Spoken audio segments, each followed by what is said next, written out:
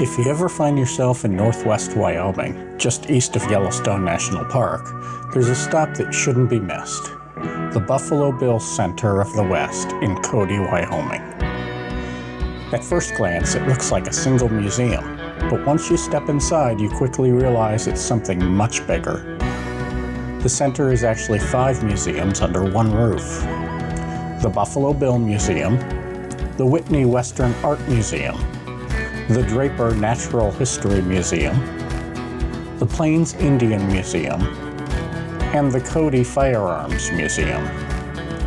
Each individual museum tells a different part of the story of the American West. Our visit started in the Buffalo Bill Museum, which tells the story of William F. Buffalo Bill Cody himself.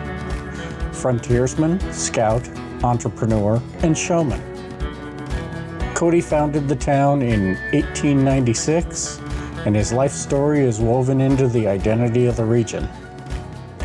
The exhibits walk through his adventures on the frontier and the incredible success of his Wild West show, which toured across the United States and Europe.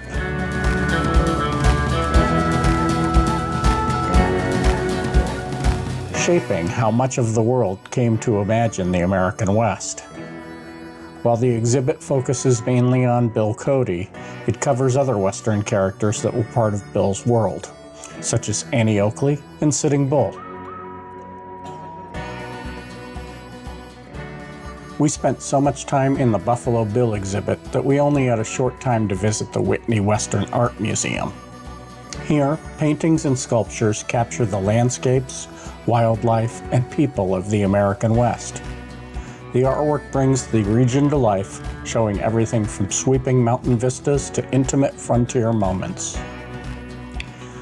Unfortunately, we arrived later in the afternoon than we had planned, which meant we ran out of time before we could explore the other museums in the center.